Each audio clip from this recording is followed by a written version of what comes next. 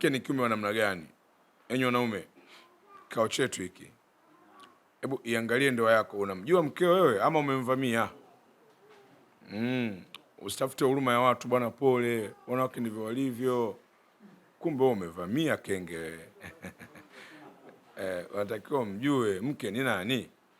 Naam, kodi ya kwanza, mwanamke cha kwanza. Wanawake ni viumbe ni ishara maalum kwetu wanaume. Allah alipomuumba Adamu na kumkamilisha, kumweka peponi, akaamka akamkuta kiumbe. Nani wewe? Mimi Hawa. Lengo, nimeumbwa ili nikutulize. Allah hakutumia malighafi nyingine ya udongo kumfinyanga Hawa, bali amekuja kumchomoa katika mbavu yetu ya kushoto ya juu, na ndio iliyopinda. Kwa hiyo kupinda ndilo umbile la wanawake. Kwa nini kachomolewa kwenye mbavu yetu ya kushoto ya juu? Ili tupate kulandana, tupate kuendana. Kwa hivyo tunamwangalia kiumbe mwanamke, tunaiona nakala yetu, tunaiona kopi yetu. Ukimpiga mwanamke unapiga kiungo chako. Ukimnyanyasa mwanamke unanyanyasa kiungo chako. Sisi ni wao na wao ni sisi. Jamii iende mbali sana. Lakini kodi ya pili, mwanamke ni kiumbe wa namna gani? Ni kiumbe wa mfumo. Ipo mifumo wanadamu tunashare, lakini kuna mifumo mingine tata na ni pekee kwao tu, wao sisi hatuna. Kwa mfano, kuna mfumo wa kupumua wote tunayo. Mfumo wa usagaji, umeng'enyaji chakula wote tunao. Mfumo wa kusikia, mfumo wa kuona. Lakini kuna mifumo hii ipo kwa wanawake peke yao, sisi kwetu haipo. Miongoni mwao mfumo wa hedhi. 2, kuna mfumo wa ujauzito. Mfumo wa 3 ni mfumo wa kunyonyesha. Lakini 4, kuna mfumo maisha ya mwanamke baada ya kukoma hedhi. Huyu anakuwa ni mwingine, anabadilika. Haraka tu. Qala Allah Ta'ala, wa yas'alunaka 'anil mahid qul huwa adha. Wanakuuliza Mtume sallallahu alayhi wasallam kuhusu hedhi, waambie huo ni uchafu. Jitengeni, kaeni mbali na wanawake wanapokuwa katika hali hiyo. Neno adha katika kamusi za Kiarabu limepata tafsiri nyingi. Moja, adha kidonda, adha uchafu, adha maumivu, adha kero, adha usumbufu, adha kuto kujisikia vizuri. Neno adha linachambuka. Kwa hivyo hao wanawake tunaowaoa wakija mikononi mwetu, kuna mara wakipita katika hali hii wanakuwa na maumivu, wanakuwa na usumbufu, wanakuwa na kidonda, wanakuwa na jeraha. Tunapaswa tujue. Sasa usije ukarudi huko na mkuta mtu kachange vipi wewe ulitakaje? Ujue tayari mfumo natumikia mfumo. Unaona Kwa hiyo usipate tabu sana. Kwa hiyo hizo ndo hali ambazo tusipojua haya, kitakachotokea tutashtukizwa katika mahusiano. Utaingia kwenye mahusiano, mtu anapita kwenye hali hizi, wewe kuandaliwa wewe. Unaona kama huyu anaigiza, anasumbua, mbona simuelewi? Mbona ananizingua? Wewe ndio unajizingua. Unaona Lakini mwanamke anapokuwa katika ujauzito, anapata mtikisiko, afya ya mwili mpaka na hisia. Mwili wenyewe kibiolojia, inawezekana wengine wakiwa wajawazito wanapendeza sana, na wengine wakiwa wajawazito mvuto wote yaani ujauzito unaondoka na mvuto, anakuwa kama tena anayovertake hata katuni. Anashangaa. Kuna mwingine anaita unapenda kila wakati, lakini kuna mwingine anakufukuza sura yote kama vile tafadhali nipigie. Unaona hayo ndo mazingira. Sasa tunajifunza kwamba kumbe wanapokuwa katika hali ya ujauzito, wani tabu juu ya tabu. Unaona wanapata mtikisiko mwili, akili. Unaona anaweza akakuchukia tu, sikupendi, akikuona na kuchukia tena, anaweza akakuomba hata talaka, nipe talaka yangu. Akikuona mbishi anaongezea maneno. Kwanza kwa taarifa yako, ujauzito hujaweka wewe, kuna kidume kimeweka. Unasemaje? Hujasikia? Sasa usipomjua unaweza ukambutua. Kumbe mwenzako mfumo. Anatumikia mfumo. Unaona Mwingine anaumwa tangia mwanzo wa ujauzito, ni kuumwa tu. Wewe mtaji wako wenyewe kuungaunga sokoni. Mara kalazwe inatakiwa laki, mara 50,000. Mpaka unakaa chini unasema, kama ndio hivi, hii balaa hii. Ndio maana huyu akija kusikia mtu anambia bwana fulani anataka kuoa, utamsikia matatizo hayo. Kwa nini? Tulikwenda kwenye ndoa kwa miemko ya tamaa tu ya jambo fulani, tulikosa maandalizi ya kisaikolojia ili tuyakubali haya mabadiliko. Kwa hiyo tunashtukizwa, mioyo inashindwa kukubali. Lakini mfumo wa kunyonyesha, mambo matatu mwanamke anayapitia. Kwanza, mapenzi na mume yatashuka. Allah anamjaza moyo wake mapenzi sehemu kubwa, ili ampende mtoto, amkumbatie mtoto, akonsentrate na mtoto, ampe muda mtoto. Kwa hivyo unatakiwa ujulijue hili, sio unaweza siku hizi na kuona siku hizi uko busy na mtoto. Acha bangi wewe. Ulipaswa ujue haya, sasa hivi ndio tayari muda wake. Jambo la pili, zile ratiba mlizozizoea za kawaida ndani ya nyumba, ufuliwe muda fulani, upikiwe, hazitaenda kama zamani.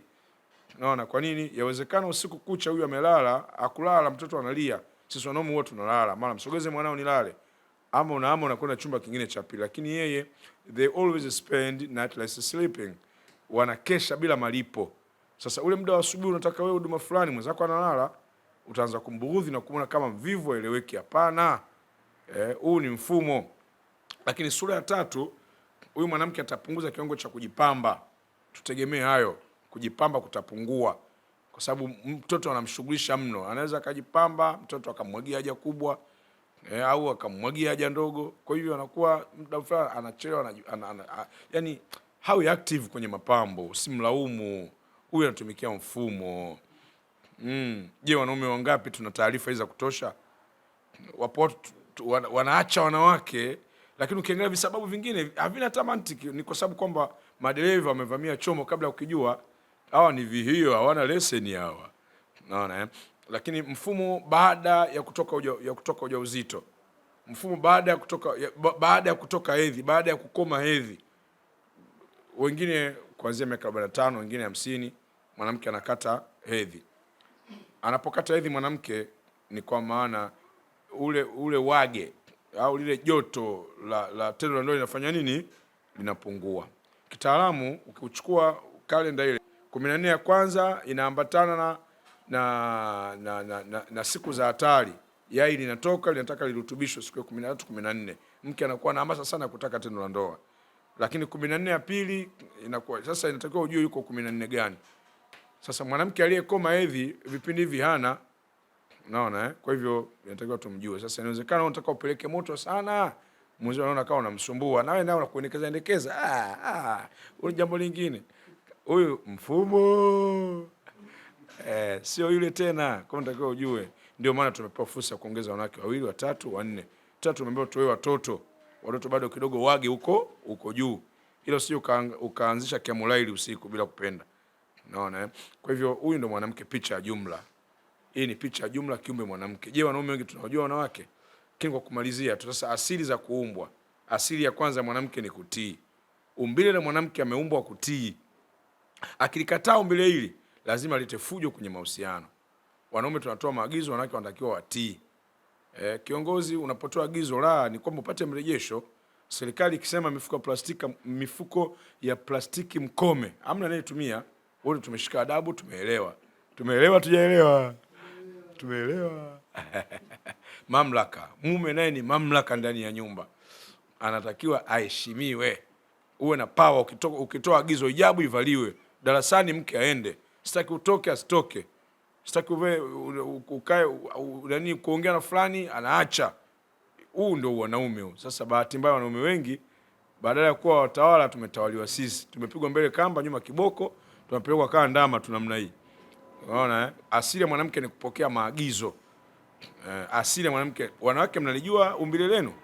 Yaani mnatakiwa mpokee maagizo. Fasalihatu qanitatu hafidhatu lilghaibi bima hafidhallah. Mke anatakiwa apokee maagizo, ndio umbile lenu. Lakini mbili, wanawake wanapenda kuhurumiwa. Wahurumiwe kulingana na hali wanazopitia, hali za hedhi, ujauzito, wahurumiwe, wawekewe watumishi kiwezekana, tuwasaidie kazi ndogo ndogo. Haya ndio alikuwa maisha bwana Mtume Muhammad sallallahu alaihi wasallam. Huyu ndio kiumbe mwanamke. Tunamjua kweli mwanamke au tumemvamia? 3, mwanamke anapenda sana, asili yake umbile lake, anapenda mwanamume mwenye kumhudumia. Liyunfiqu dhu sa'atin min sa'atihi. Kila mwenye majukumu waume tumewajibishwa na sheria kuhudumia. Chakula chake mke, mavazi yake, tiba yake, mahala pake pa kulala. Haya ni majukumu yetu. Kila mwanamke anakuwa na hisia kwenye moyo kwa mume provider, mtoaji, kama alivyosema mwalimu hapa mume karimu ambaye ni mtoaji. Kwa hiyo nafasi ya kuuchuma moyo wa mke ni kutoa. Leo bahati mbaya wanaume wengi badala ya kuhudumia wanahudumiwa wao. Kiwauliza wanaume mnalishwa, kwambia maweza gani hayo? Watu wanataka mseleleko. Lazima uchuke afu unalalamika, mke hata asikii bwana. Hela huna kenge wewe. Tuombe Allah atupe hela jamani. Hatari sana maisha haya. Unaweza kukusaidia watu, unasajiliwa hela haina, unapiga wengine. Hatari sana. Okay, lakini tukimalizia tu kwamba viumbe wanawake wanamuelewa mume mwenye mapenzi. Asili ya mwanamke ni kupendwa. Fankihu ma tawabalaku, waoweni wanawake kwa mujibu wa sifa zenye kuwavutia. Kwa tafsiri ya jumla, waoweni wanawake mnao wapenda. Kwa hiyo kupenda ndio sehemu ya umbile la mwanamke. Tuwafikie kwenye kodi yao. Hii ndio asili ya mwanamke, kupendwa. Fanya mambo yatakayotafsiri mapenzi na sio kusema, anataka aone vitendo. Umeona? Tenga muda. Mpe muda mke. Msifie, amekupikia chakula kizuri, amejipula, amechora vimba vitatu kapaka alipishaini akipiga kama indicator. Mwambie unanivurugaje? Anakuambia na bado. Sasa mtu anakuambia unanionaje kama nyani juu ya mti? Unamchanganya, unamtoa kwenye ramani. Asili ya mwanamke ni kusifiwa, kodi hizo apendwe, tuwekeze. Lakini vyakula vitatu tusivisahau. Mlishe masikioni kwenda kwenye moyo, mlishe mdomoni kwenda tumboni, na chakula cha tatu namlisha katikati ya miguu mingapi? Miwili. Unajua sisi wanaume tuna vichwa viwili, tunatakiwa vishirikiane. Unaona?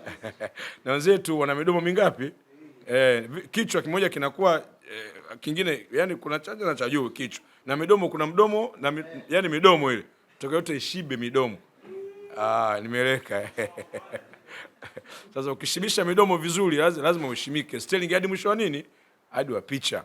Kwa hivyo wanawake wanataka wanaume wenye mapenzi. Sasa mapenzi neno pana, mwalimu anapita vya kutosha, mimi nagusagusa tu.